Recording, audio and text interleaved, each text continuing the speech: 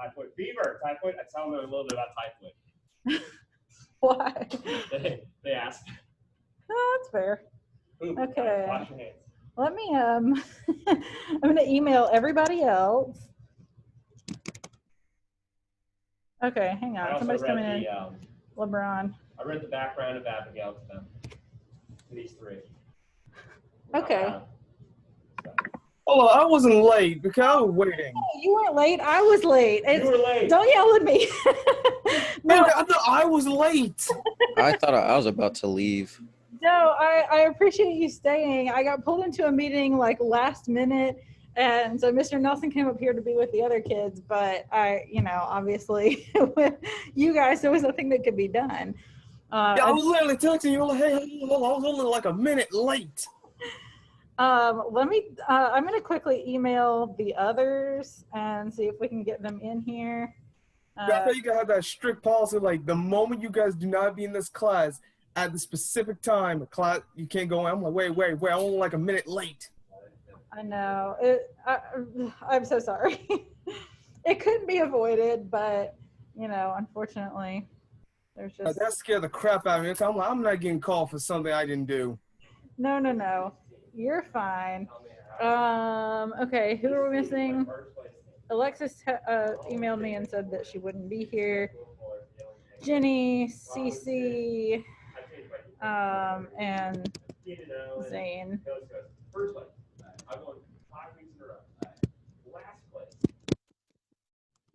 If you were trying to get into the Zoom, try again, and I'll let you in. Yeah. Whoops.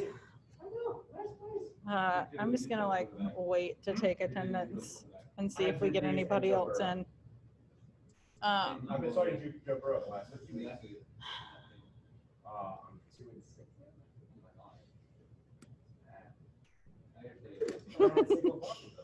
You emailed me twice and said, please let me in. I thought you didn't get my email. Cece tried to join earlier. Okay. Here comes Zane. Whew. All right, let's get people in.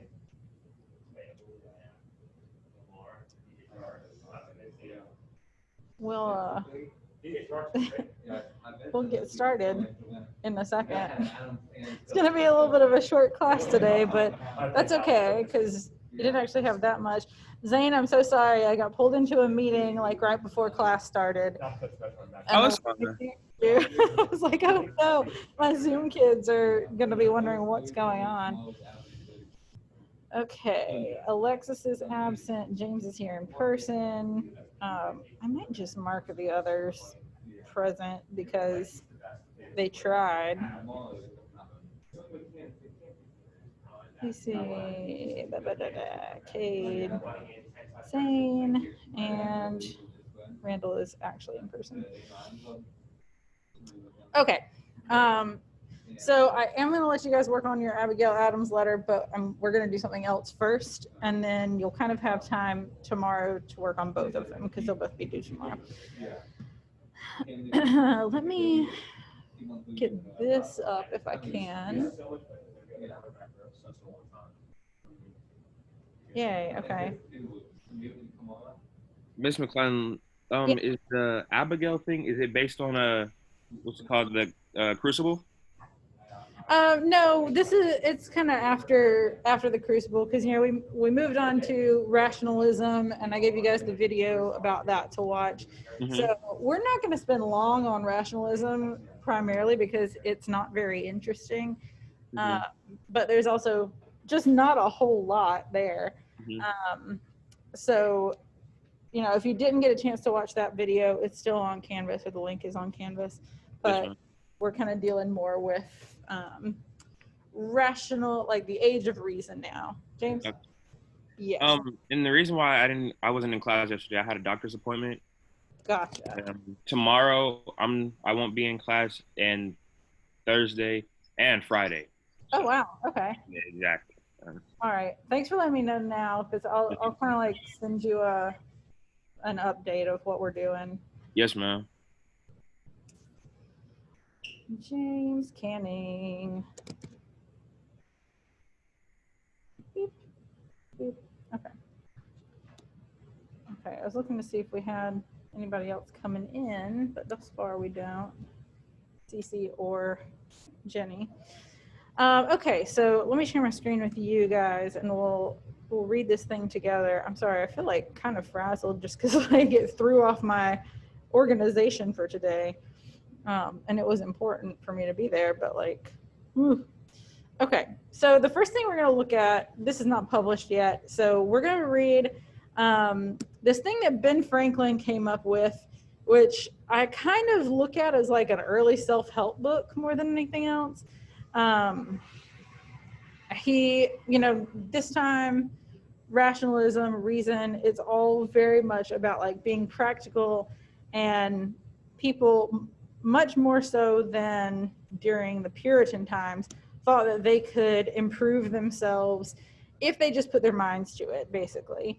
Like during Puritan times, people thought, well, they believed in predestination, so they sort of thought like, if you are a good person, then God has already determined that and you can go to heaven. If you are not a good person and a good Christian, then it is predetermined that you will go to hell. And there's not really anything you can do about it. Well, now that we're in rationalism in the age of reason, people are a little bit more logical about it, and they think, well, I might not be a good person now, but I can put my mind to it and work on myself, and I can make myself better. So we're going to read this together. You guys know who Ben Franklin is, obviously. He was sometimes referred to as the wisest American, which is a pretty good title. But this is actually like an excerpt from his autobiography, and it's sort of his plan for self-improvement. He was always focused on trying to perfect himself and like reflect on how he could improve himself. So this is what he wrote about it. And I'll read it just because I'm probably the fastest reader and I want to get through it because we lost some time today. It was about this time I conceived the bold and arduous project of arriving at moral perfection. I wished to live without committing any fault at any time. I would conquer all that either natural inclination, custom, or company might lead me into. As I knew, or thought I knew, what was right and wrong, I did not see why I might not always do the one and avoid the other. But I soon found I had undertaken a task of more difficulty than I had imagined. While my care was employed in guarding against one fault, I was often surprised by another. Habit took the advantage of inattention. Inclination was sometimes too strong for reason.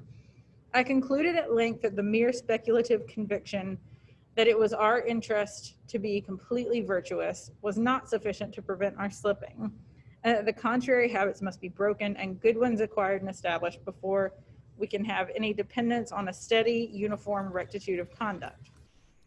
For this purpose, I therefore contrived the following method.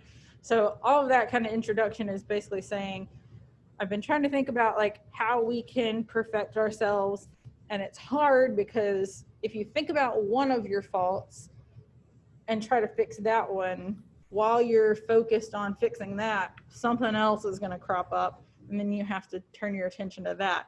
So how can we kind of work on all of these flaws at the same time? He's like, well, I've got a system for it. So that's basically what this whole thing is.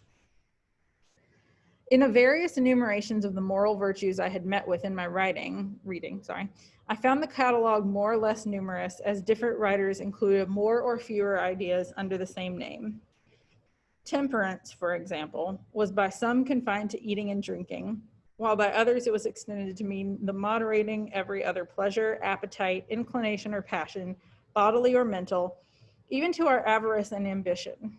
I proposed to myself, for the sake of clearness, to use rather more names with fewer ideas annexed to each than a few names with more ideas, and I concluded under 13 names of virtues, all that at that time occurred to me as necessary or desirable, and annex to each short precept which fully express the extent I gave to its meaning. Okay. So this list he has made is 13 qualities that he thinks we should strive for. Oops, sorry. Temperance. Eat not to dullness, drink not to elevation. So don't stuff yourself, don't get drunk. 2, silence. Speak not but what may benefit others or yourself. Avoid trifling conversation. Number 3, order. Let all your things have their places. Let each part of your business have its time. So organization, both like with your time and with your stuff. Number 4, resolution. Resolve to perform what you ought. Perform without fail what you resolve. Follow through on stuff. Number 5, frugality. Make no expense, but to do good to others or yourself, i.e. waste nothing. Don't spend your money on stuff that's not going to benefit you or other people. Number 6, industry. Lose no time. Be always employed in something useful. Cut off all unnecessary actions. To be industrious with your time. Number 7, sincerity. Use no hurtful deceit. Think innocently and justly. And if you speak, speak accordingly. Number 8, justice. Wrong none by doing injuries or omitting the benefits that are your duty. Number 9, moderation. Avoid extremes. Forbear resenting injury so much as you think they deserve. I sort of feel like that's the same as number 1, temperance. I guess it's moderation in all things, not just like food and drink, but that's kind of what I think of with moderation. Number 10, cleanliness. Tolerate no uncleanliness in body, clothes, or habitation. Number 11, tranquility. Be not disturbed at trifles or at accidents common or unavoidable. Don't let small things ruffle your feathers. Number 12, chastity. Rarely use venery, but for health or offspring, never to dullness, weakness, or the injury of your own or another's peace or reputation. Meaning, don't have sex unless you need to, basically. Number 13, humility. Imitate Jesus and Socrates. I think that one's kind of funny. You can see this graph over here. We'll get to this in a second, but he did essentially he listed those 13 things that he felt like he should be trying to accomplish, and then he made him, oh no, sorry guys.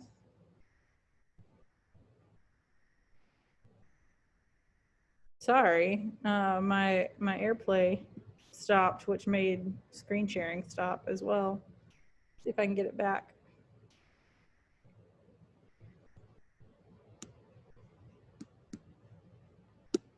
Okay. So my intention being to acquire the habitude of all these virtues, I judged it would be well not to distract my attention or by attempting the whole at once to fix it on one of them at a time. And when I should be master of that, then proceed to another and so on till I should have gone through the 13. And as the previous acquisition of some might facilitate the acquisition of certain others, I arrange them with that view as they stand above. So basically he's saying that if you master one of these things, it can kind of lead to the next one. So he really thought through this order and put them in this order for a reason. Temperance first, as it tends to procure that coolness and clearness of head which is so necessary, where constant vigilance was to be kept up and guard maintained against the unremitting attraction of ancient habits and the force of perpetual temptations. This being acquired and established, silence would be more easy, and my desire being to gain knowledge at that same time that I improved in virtue, and considering that in conversation it was attained rather by the use of the ears than of the tongue, and therefore wishing to break a habit I was getting into of prattling, punning, and joking, which only made me acceptable to trifling company. I kind of disagree with him there, just because I kind of like people who prattle and pun and joke, but he's kind of thinking that's not a wise use of your time. I gave silence the second place. This and the next order I expected would allow me more time for attending to my project and my studies.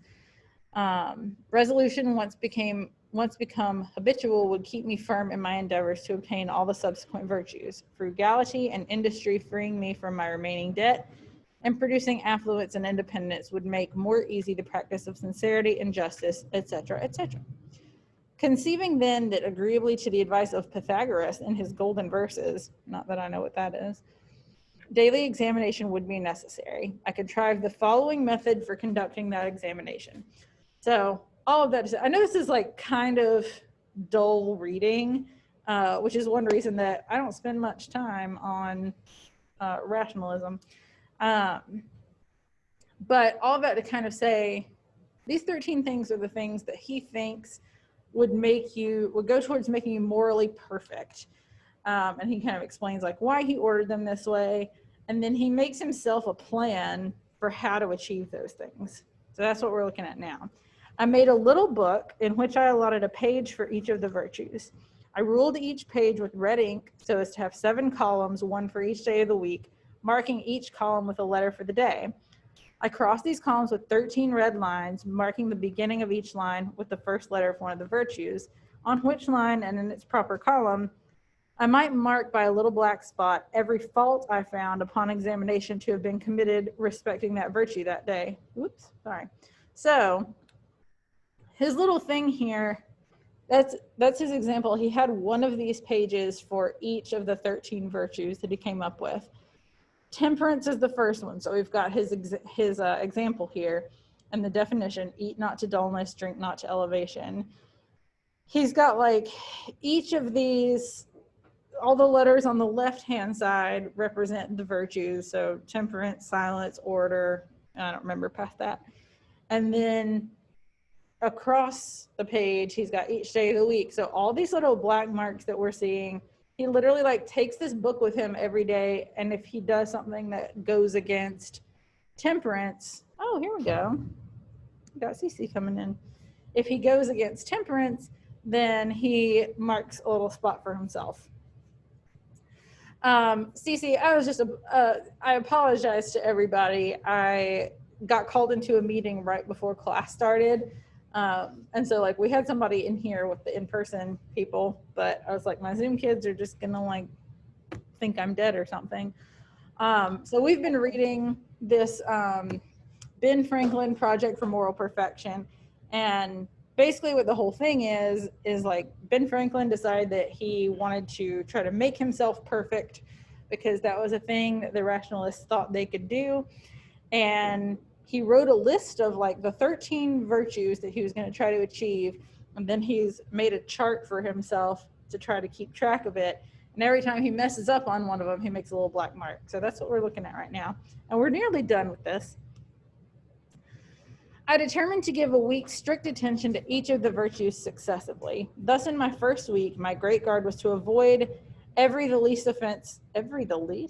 against temperance, leaving the other virtues to their ordinary chance, only marking every evening the faults of the day.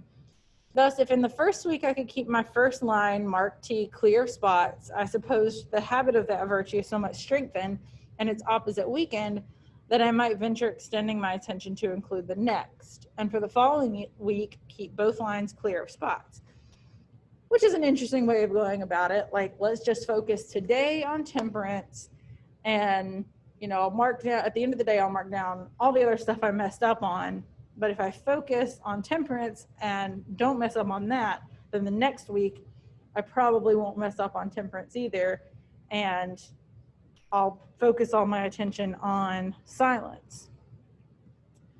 There's Jenny. Everybody's here.